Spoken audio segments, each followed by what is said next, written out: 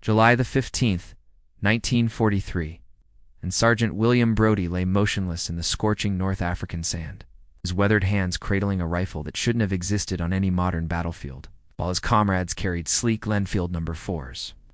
Brodie's weapon bore the markings of another era.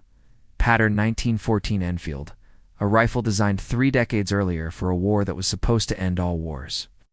The German officer, in his crosshairs, measuring targets at precisely 1,050 yards through his scope, had no idea that his life hung in the balance of what military procurement officers had dismissed as obsolete.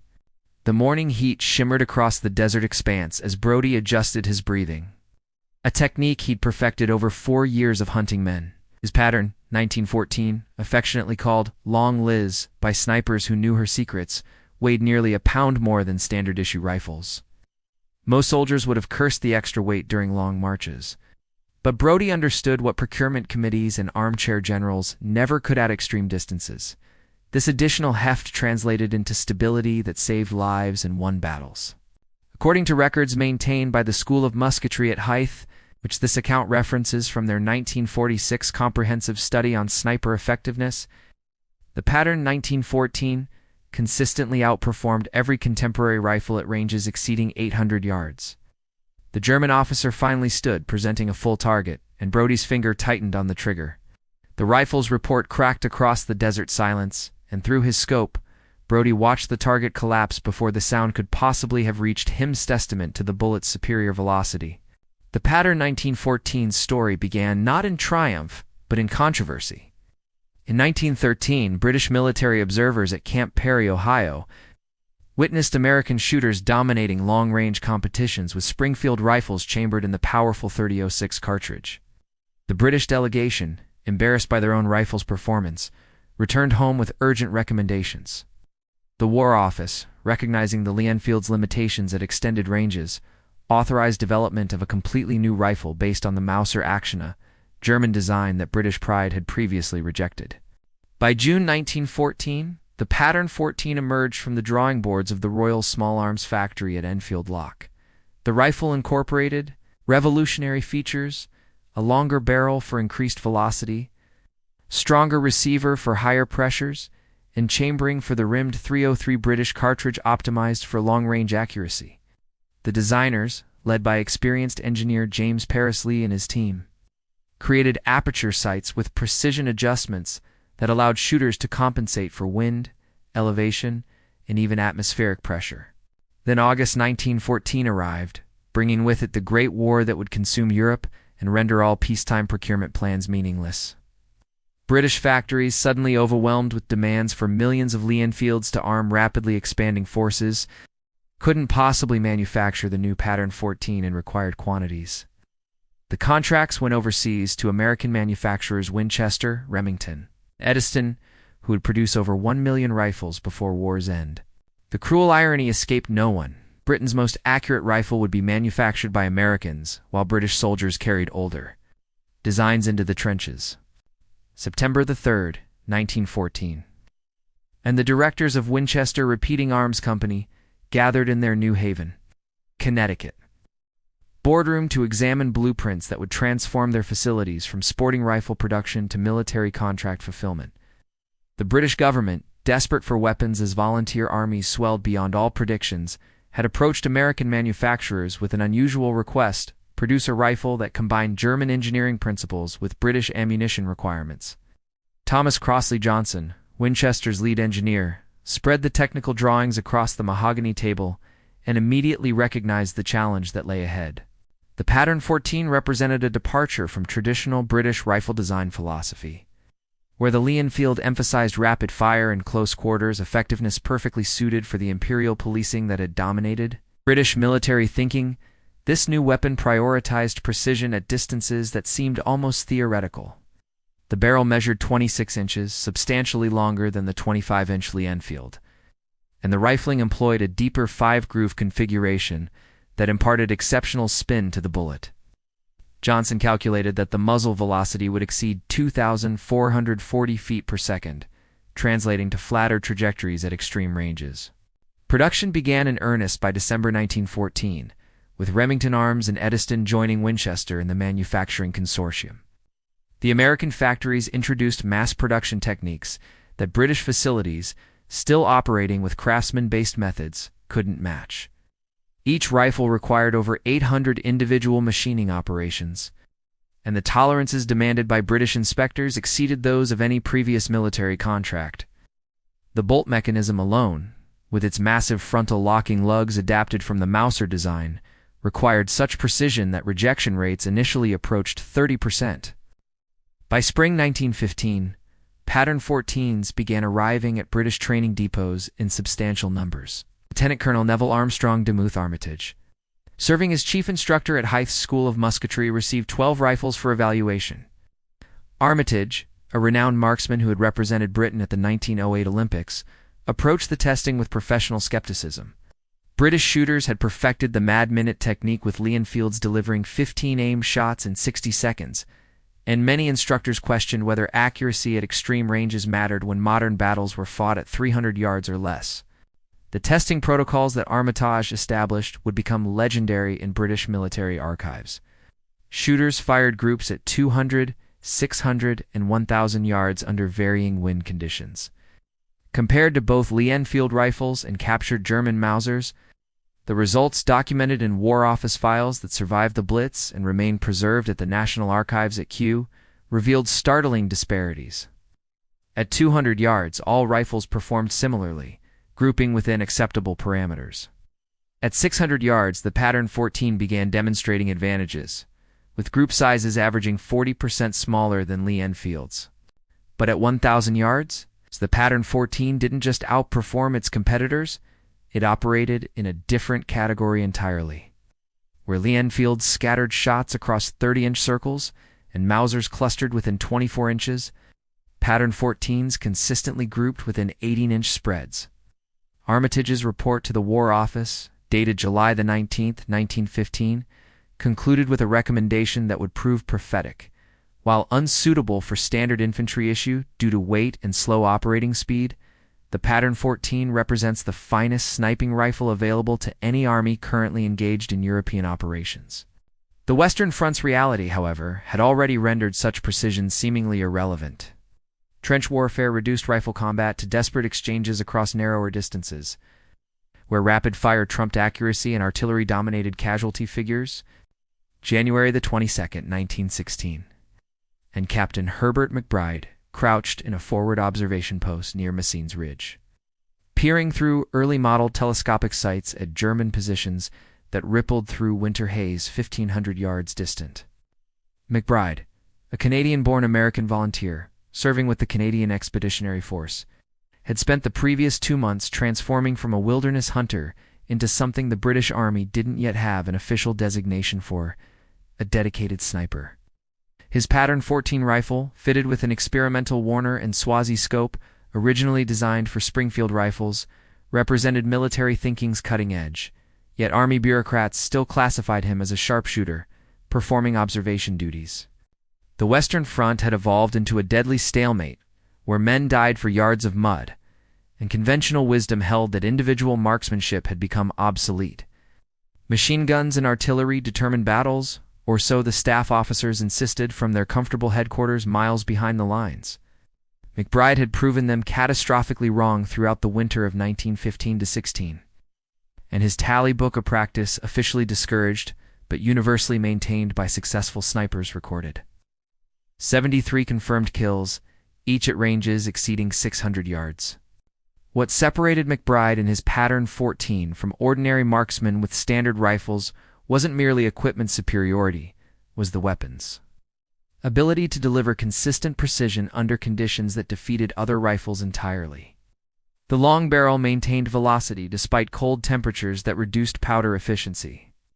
The aperture sights, far more precise than the open notch-and-post sights on Lee Enfields, allowed minute adjustments that meant the difference between a near miss and a kill at extreme distances. Most crucially, the rifle's chambering for the .303 British cartridge, when loaded with match-grade ammunition, delivered ballistic coefficients that remained stable across temperature variations. According to documentation later compiled by Major Hesketh Vernon, Hesketh Pritchard in his comprehensive 1920 treatise on sniping a source, that remains the definitive account of British sniper development during the Great War. McBride's success with the pattern 14 attracted attention from British sniping schools being established throughout 1916. Hesketh Pritchard, an adventurer and big game hunter who had volunteered to organize formal sniper training, recognized that the German Army's systematic sniper programs were inflicting disproportionate casualties on British forces. German snipers, equipped with excellent optics and trained in fieldcraft, dominated no man's land and made daylight movement suicidal in many sectors. The British response came slowly, hampered by traditional military thinking that viewed sniping as ungentlemanly and training specialized. Marksmen as a waste of resources better spent on conventional soldiers. But officers who actually commanded men in trenches understood the mathematics of morale and casualties. A single skilled sniper with proper equipment could suppress enemy activity across hundreds of yards of frontage, protect working parties, eliminate enemy observers, and perhaps most importantly prove to common soldiers that they weren't helpless targets for invisible German shooters. By March 1916, Hesketh Pritchard had established the first Army School of Sniping, Observation and Scouting near Lingham, France. The curriculum emphasized fieldcraft, camouflage, observation skills, and above all, marksmanship at ranges where standard infantry training stopped. Students learned to judge distances by eye, calculate wind drift, compensate for temperature effects on trajectory, and most controversially select rifles that matched their intended roles rather than accepting whatever stores issued. The Pattern 14, despite never being officially adopted as the standard British rifle, began appearing with increasing frequency in sniper sections. Armorers modified selected rifles with scope mounts, installing optics that ranged from excellent German Zeiss scopes captured in battle to British-manufactured Aldous, Winchester A5, and periscopic prism company telescopes. August 9th, 1916. And Corporal Francis Pegamagabo of the 1st Canadian Infantry Battalion settled into his hide overlooking the Somme devastated landscape. His Pattern 14 steady against a sandbag rest as dawn light slowly revealed German positions across what maps optimistically called Hill 141. Pegamagabo, an Ojibwe soldier from Perry Island, who would eventually become the most effective sniper in British Empire forces, understood something that separated exceptional snipers from merely competent shooters. Patience transcended marksmanship, and the finest rifle in creation meant nothing without discipline. The Somme offensive had entered its 6th week, consuming men at rates that exceeded the bloodiest imagination. British casualties approached 400,000. German losses neared 200,000, and the front had advanced barely 5 miles at appalling cost. In this industrial-scale slaughter, individual soldiers seemed meaningless mere statistics in casualty reports that headquarters staff compiled with numbing regularity. Yet Pegamagabo knew differently. Each German officer he eliminated disrupted attacks, demoralized troops, and saved lives among his own battalion. Each machine gunner he killed silenced a weapon that could massacre dozens. The Pattern 14 in his hands wasn't just a rifle, it was a force multiplier that transformed one man into a strategic asset. The rifle's capabilities at extended ranges proved decisive in the Somme's unique tactical environment. Unlike earlier trench fighting where opposing lines sat within grenade-throwing distance, the Somme's shattered landscape featured deeper defensive systems, with German positions often situated on reverse slopes beyond effective range of standard infantry weapons.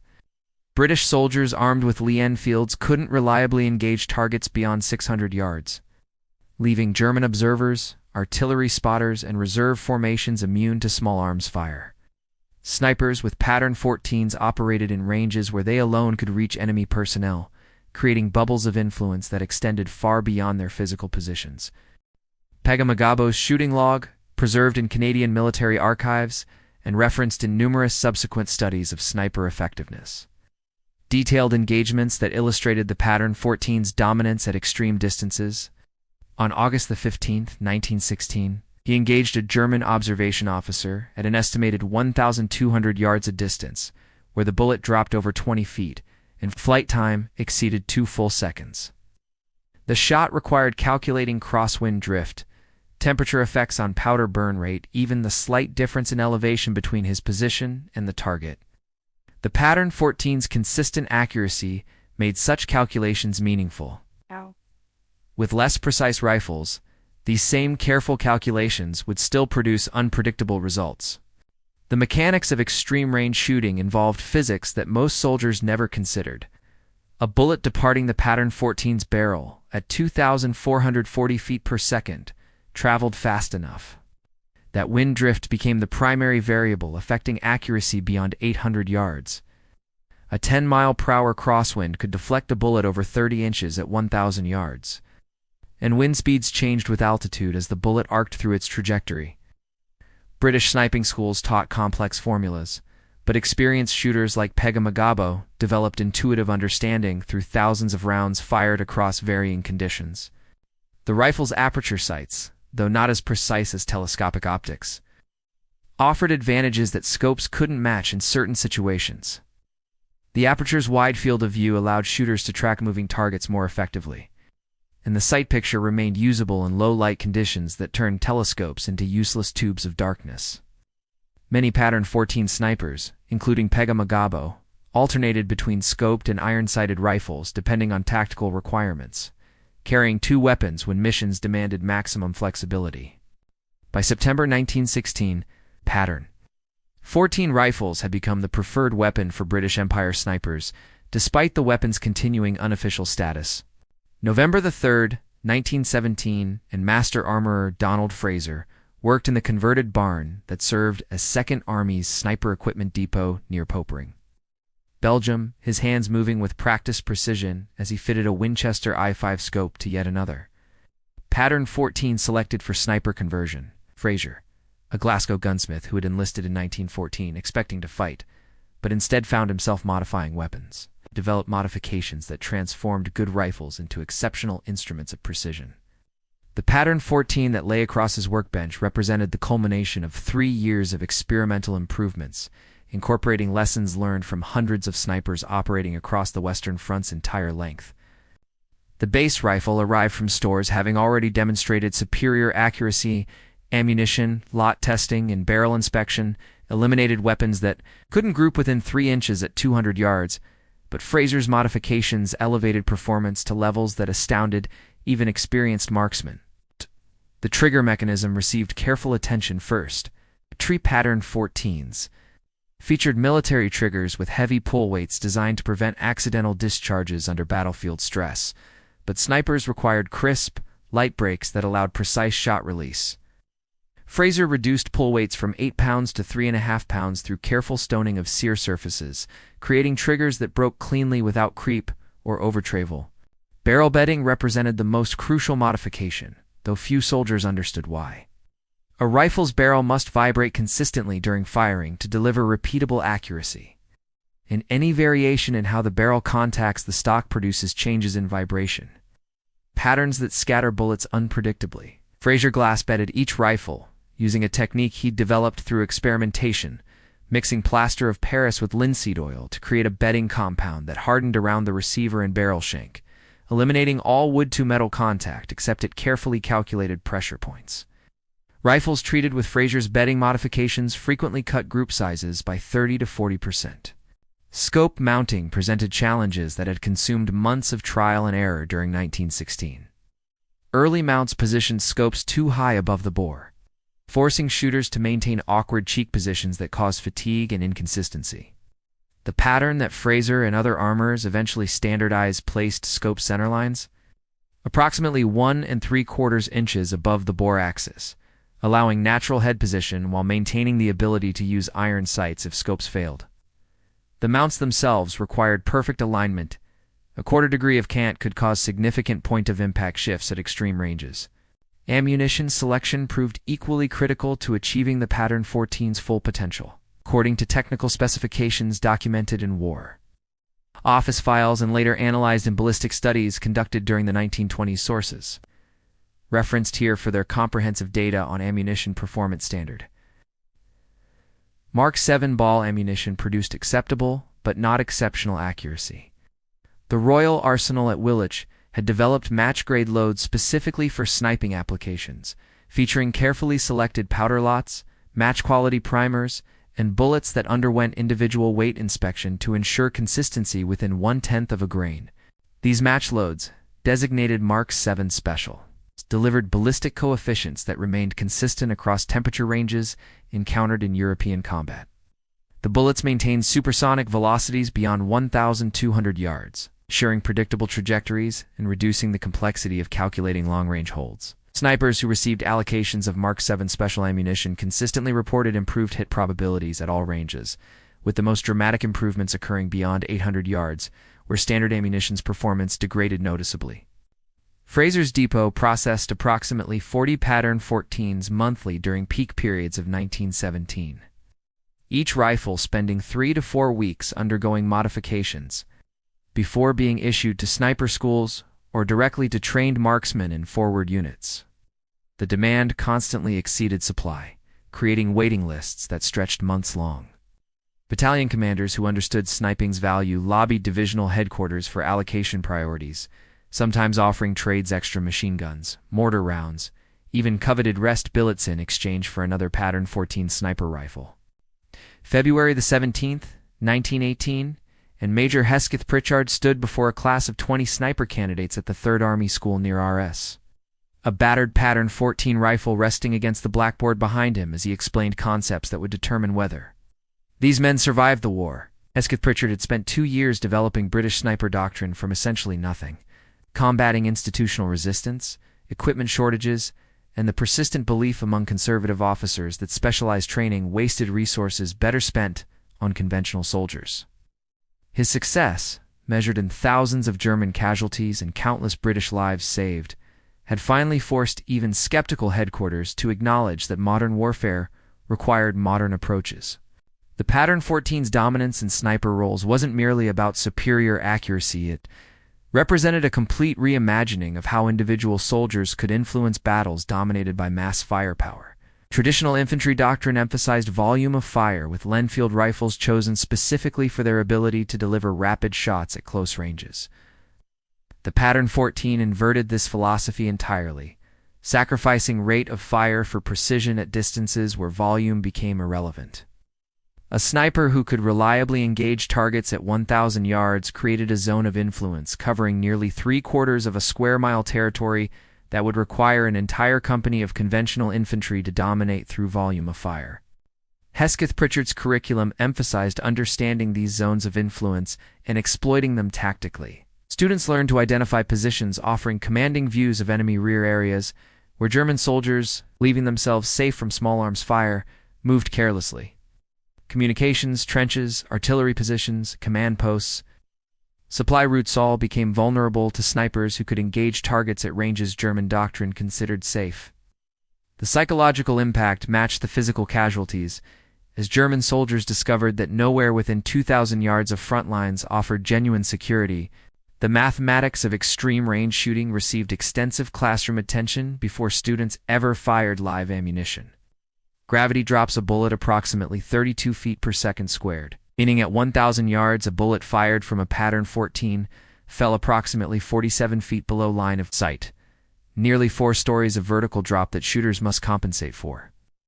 Wind deflection calculations proved even more complex because crosswinds affected bullets throughout their entire flight time, with effects accumulating as velocity decreased.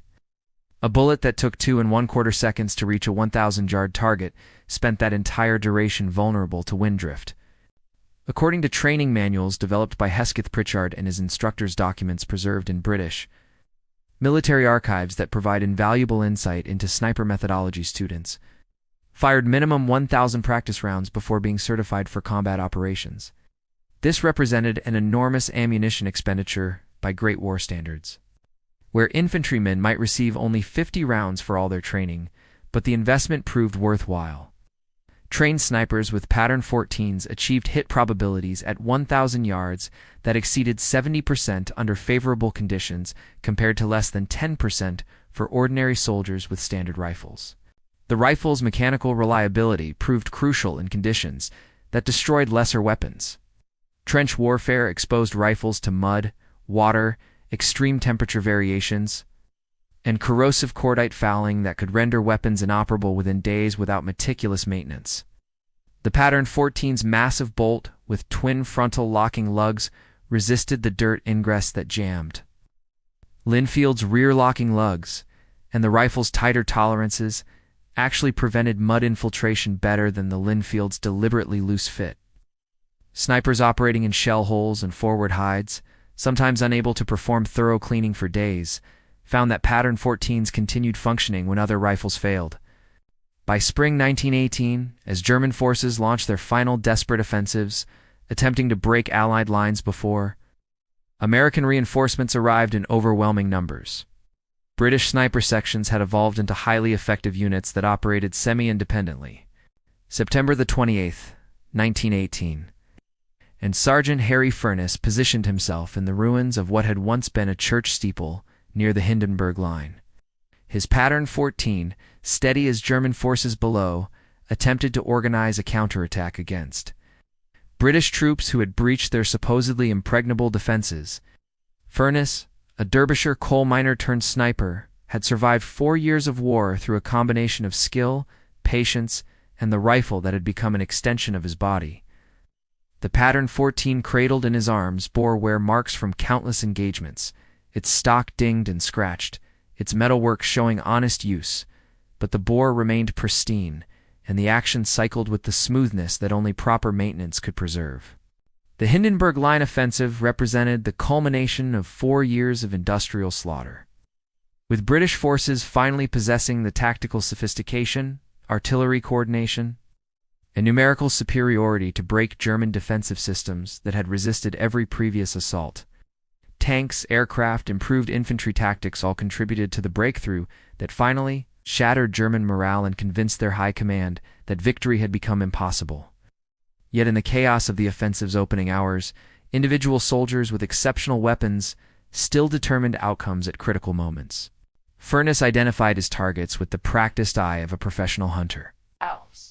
German officers attempting to rally retreating soldiers, machine gun crews repositioning their weapons. Runners carrying messages between isolated strongpoint siege represented high-value targets whose elimination would hasten the German collapse. His first shot, taken at approximately 900 yards at an officer gesturing emphatically to a group of infantrymen, required compensating for a quartering wind that Furness estimated at 12 miles per hour. The pattern 14's report echoed through the ruins, and through his scope Furness watched the officer crumple, the soldiers around him scattering in confusion rather than rallying as their commander had intended. The engagement continued through the morning as Furness systematically eliminated targets that threatened British advance elements. His ammunition expenditure, 47 rounds fired across 4 hours, would have seemed modest by machine gun standards. But each shot represented a calculated decision to eliminate a specific threat.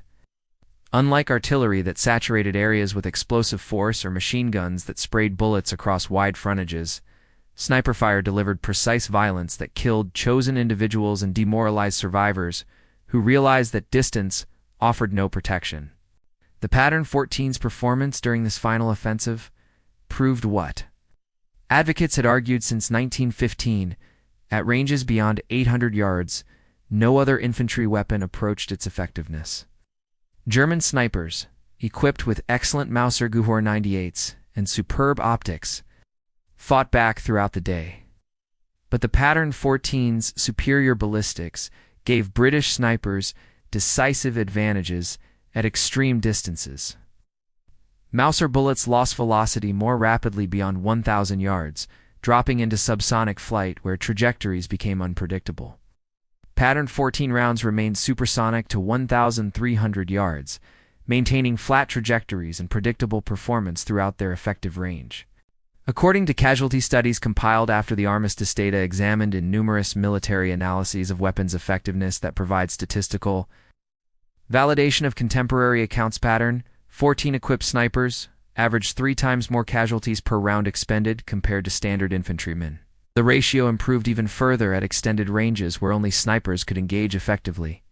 A single sniper with a pattern 14 delivered combat effectiveness equivalent to an infantry platoon in specific tactical situations, representing an extraordinary force multiplication that justified the extensive training and specialized equipment these soldiers received.